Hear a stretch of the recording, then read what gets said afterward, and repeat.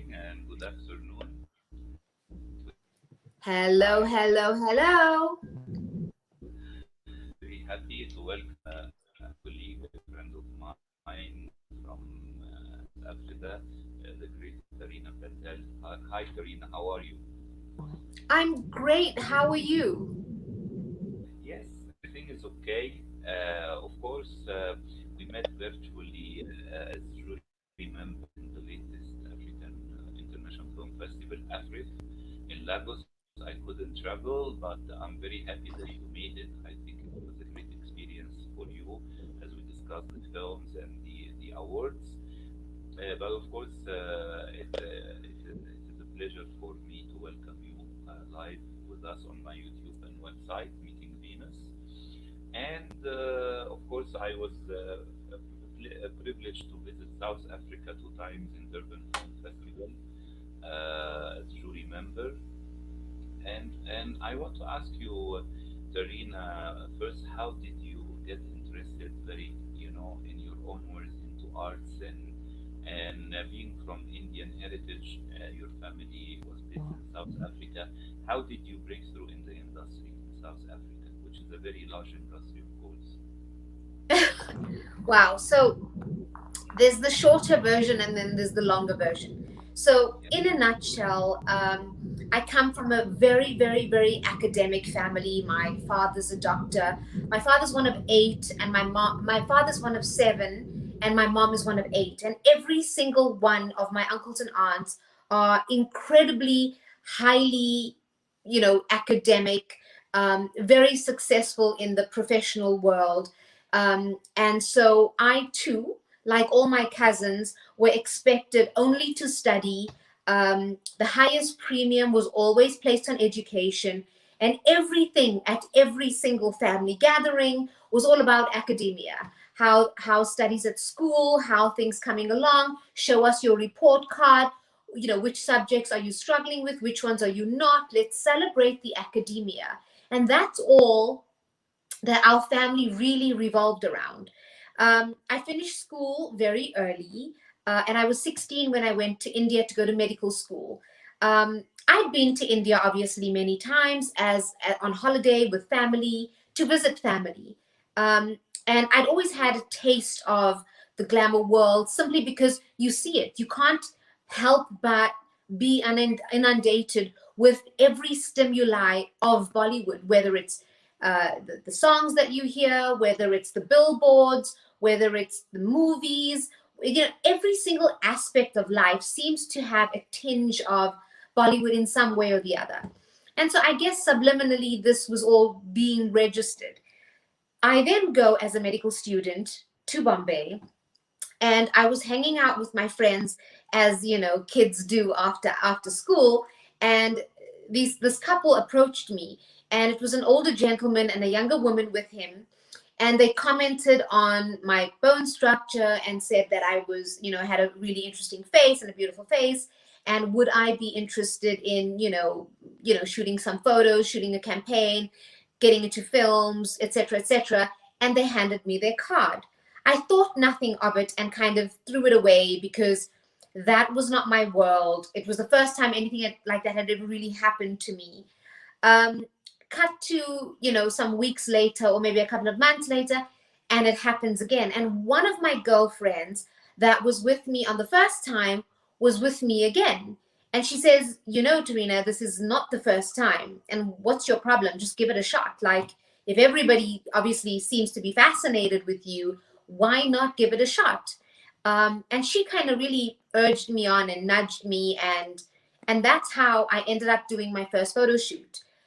When I saw the results, I couldn't believe it was me. I'd never really seen myself in that way ever. I just saw myself as somebody who focused on academia, on my studies, on doing well. And there was this whole chart that was crafted for me in terms of what my step one, two, three, and really my life was kind of planned out. Um, and this simply did not feature in anybody's plans, not in mine, certainly not in my family's or my parents. And so having a look at this photo shoot and what I could be, it really kind of, I would say that that was one of my turning points. And suddenly, almost overnight, when you're young and you're 16 and you're fearless, overnight I had a complete paradigm shift. I started to look at myself differently. I was more aware of all the eyes on me, and really what that translated into. I started to envisage what my life could be. So now when you see the billboards and now when you're watching the films, you're looking at everything through a completely new tinted set of glasses where you could actually be one of them because everybody else around you seems to see you in that way. So that's really how, I became a model. I've shot almost 100 TV commercials, music videos. I was in every magazine. I was on the magazines. I was shooting music videos. I was really, it was work. I was going and going and going. Of course, I continued to study. I bunked a lot. I I would shoot on weekends. I would shoot on after school hours. Like I said, I bunked a little bit here and there.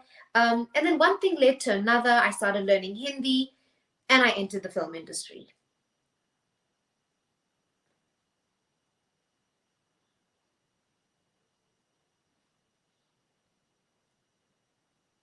Hello. Yes, my my microphone was muted. I'm sorry. I was asking you about Indian film industry. Myself, when we grew up in Egypt, we used to have a special cinema in downtown Cairo projecting Indian cinema.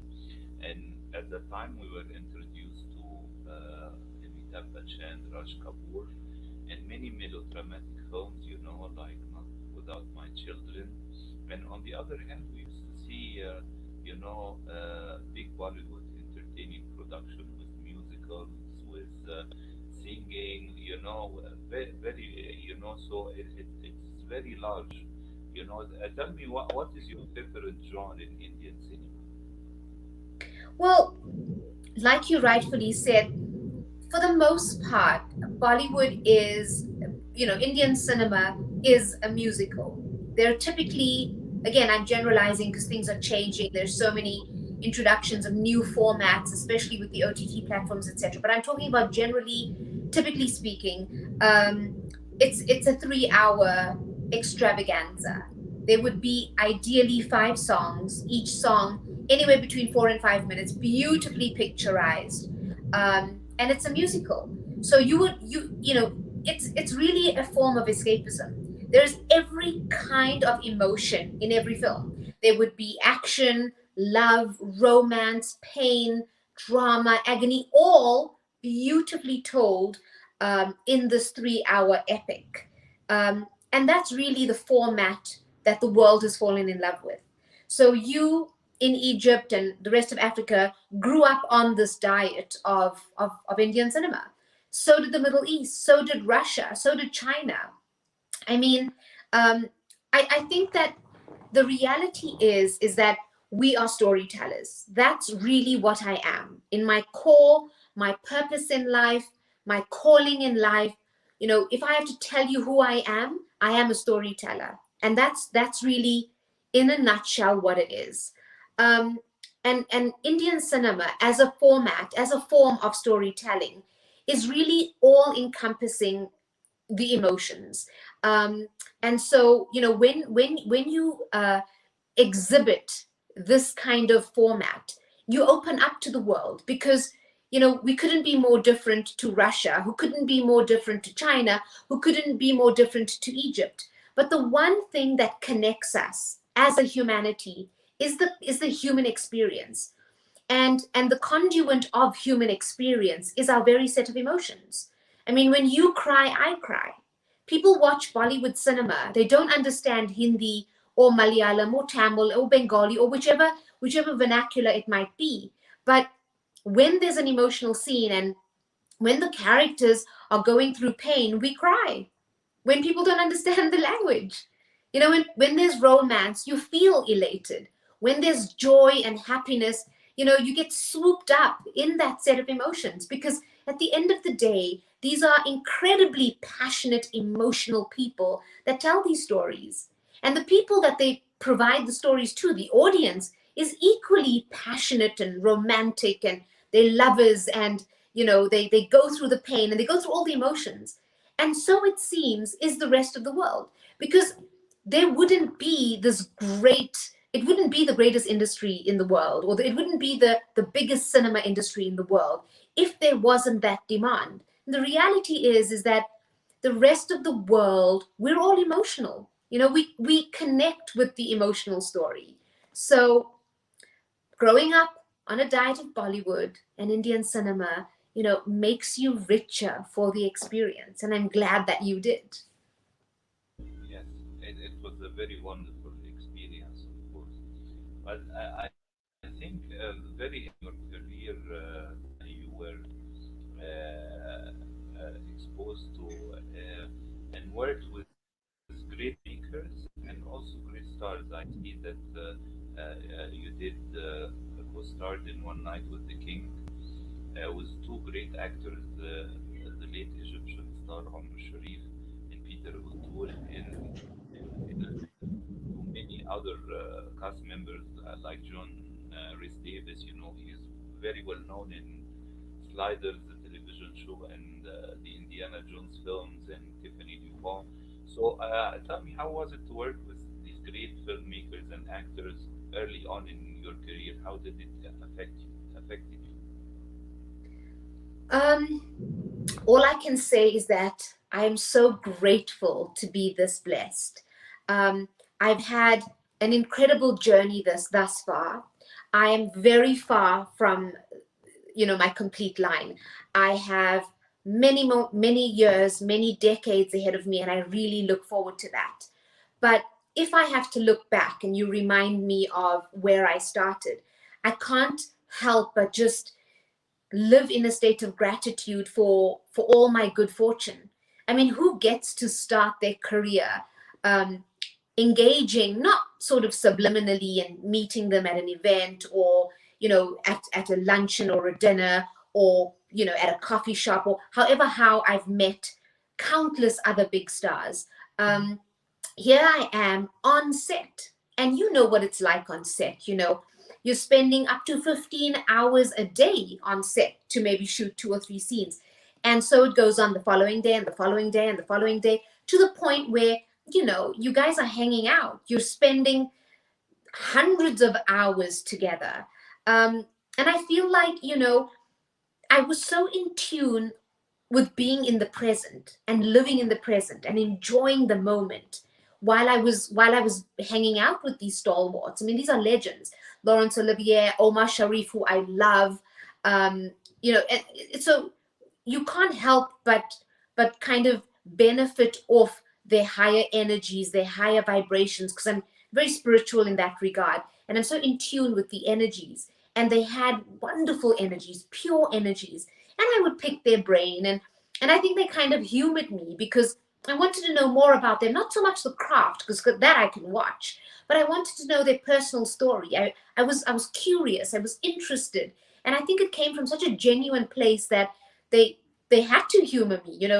Here's this young nubile little girl, and she's so phenomenal in her own right, because she comes from this great political past, and she comes from South Africa and the land of Madiba, and she's left medicine, and so all of that they found curiously interesting too. So it was a melting of minds. It was a meeting of souls.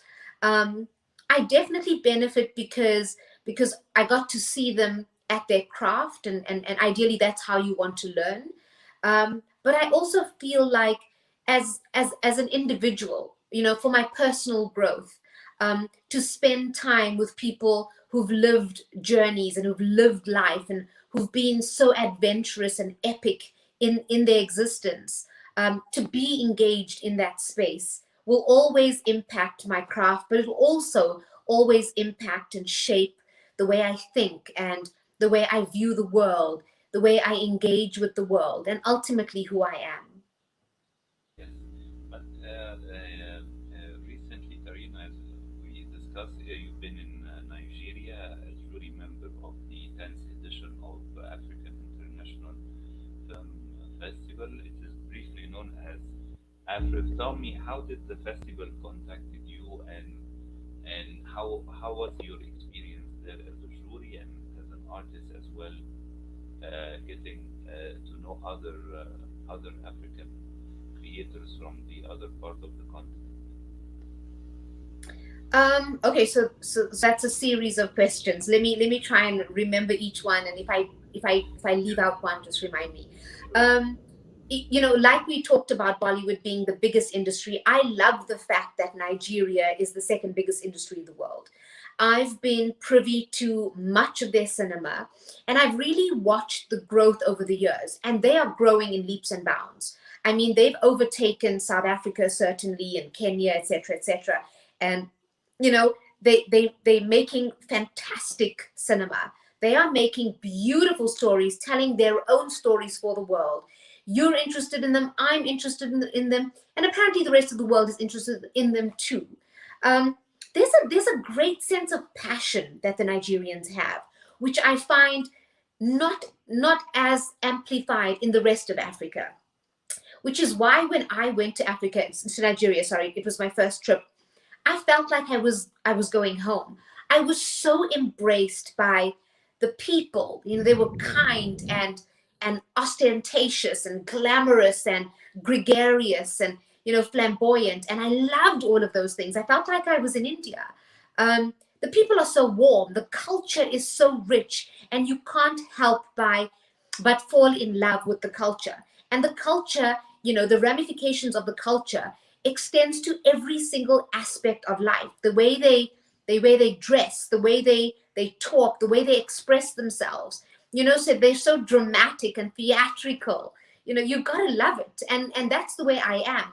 And so I felt like, oh my God, these are my brothers and sisters in every way, because I felt like I'm home. This is me. They're me. This is my family. Um, and like I said, they were so warm and they welcomed me with open arms. So it was overall a wonderful experience. Like you rightfully said, I was a jury member. I was approached by the founder, Chioma Ude, to be part of the jury. She and I had been engaging for a while now, and we're putting projects together. There's some exciting things that we're working on. She's got exciting announcements, and together we've got some exciting announcements. We saved that for 2022, but it's been a working relationship. So I feel like celebrating the 10th year anniversary of Afrif, it made sense for her to invite um, fascinating characters from around the world, including yourself. So for me, being a face of Africa globally made sense, because it just created this very diverse, very expansive um, jury members. Did I leave anything out? I feel like I might have left something out. But tell me, speaking about Chioma, I think she has a very fascinating character. Of course, we met during the two previous times I was in Nigeria, and I think she works very hard for the industry. She has a great belief in the African film industry, supporting it with the festival. I believe as well she launched a digital streaming service as well for African cinema, and she's doing a lot, and I think being her invited, she's very aware of other stars and other creators across the African countries, and I think the future, I think she would be a very good producer, filmmaker, with her method of working. Yes, I mean, look, I am a huge a huge fan of Chioma. I absolutely adore and love her. I respect her for everything that she stands for. You're absolutely right. She's a pioneer. Uh, Very, very pro Africa, very pro Nigeria. And I love that. I mean, this is our time, so why not? We've got access to the very best of everything, and the world seems to have an appetite for it. So why not package, collaborate with like minded talents, with great creative souls, put projects together and send it out to the world. I love that she thinks like that. That's exactly her ethos. That's her modus operandi. And that's why we work so well together, is because we're so like-minded in that regard. But absolutely, she's a pioneer. She's doing wonderful work, great strides, and she deserves everything that she has.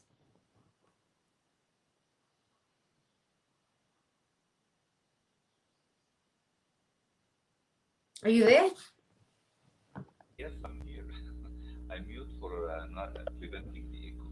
Sorry about that. I was asking you about being on the cover of many, international publications, for fashion and women stuff. I used to know for a long time, like Elle, like FHM, Glamour, Cosmopolitan, and many more.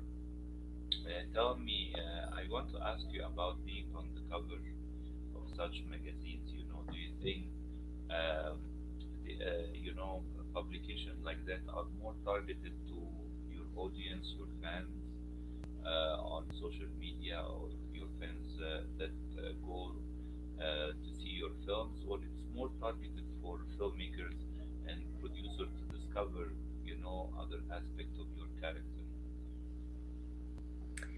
Well, so, honestly, the way I look at it is that it's all part of the same industry. The reason why I'm on the covers is because I'm a celebrity. And the reason I'm a celebrity is because, for the most part, first and foremost, I'm a movie star.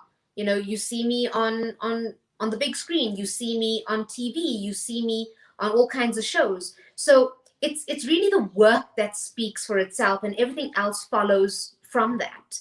You know, in the past, they would always put models on magazine covers. That era ended a really long time ago. They put movie stars on magazine covers. So I think it's testimony to my work. I'm on a cover of a magazine right now called Mosaic, which is, I think it's Pan African. Next month, actually tomorrow, I'm on another cover of a Nigerian magazine. But it's all part of the work, because first and foremost, I'm an actress. So the magazine that I'm on right now, Mosaic, is as a result of a show that's on air right now on SABC1 called African Dreams. So it's all tied in. I'm acting in African Dreams, hence Mosaic's put me on the cover. I'm a jury member at AFRIF as an actress and filmmaker, hence I'm on that cover. So I feel like it's all part of the same world. Um, it certainly does, expand your audience base, because people would read the magazines that may or may not be aware of your show or have seen your film work. So it is another element of audience, sure. um, it's definitely another talking point and a set of content for social media, which is again yet another set of audience that may or may not watch your TV films or your TV shows or whatever. But all of it is all, under the guise of, under the umbrella of being a movie star, being an actress, being a celebrity, being all of those things. It's attending Fashion Week. They want celebrities and actresses to attend Fashion Week and be dressed by the designers. And again, it ties in because when I walk the red carpet for a film I've made, I have to be dressed by a designer and have a styling team. So again, you've always got these ongoing relationships with magazines that feature your work and your story, with designers who dress you for your events or for your films, who even style you in your films. So all of it's intertwined and related, really.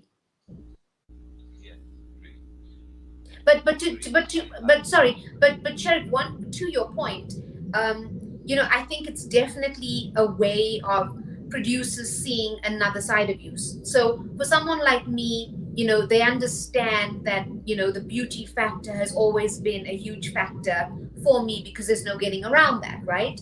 But when I play certain characters, I'm not attracted to characters that represent me in the way that I am.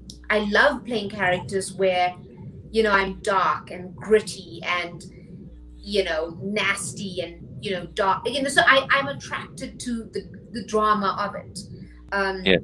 where I've even gone so far as, telling the team that I don't want to wear makeup. Like, just try and, dim me down so that I'm more in keeping with my character. So there's definitely that. But obviously, when you're on a magazine cover, it's the other extreme. It's the antithesis of that, which is really in keeping with how the world sees me. Yeah. So I love the fact that the fashion and the beauty is out there. It's entrenched, in the stratosphere forever, and then I get to play the other side for my characters. Yes. Speaking of the roles you played, Tarina, do you have a dream role you want to play on the screen? Um, wow.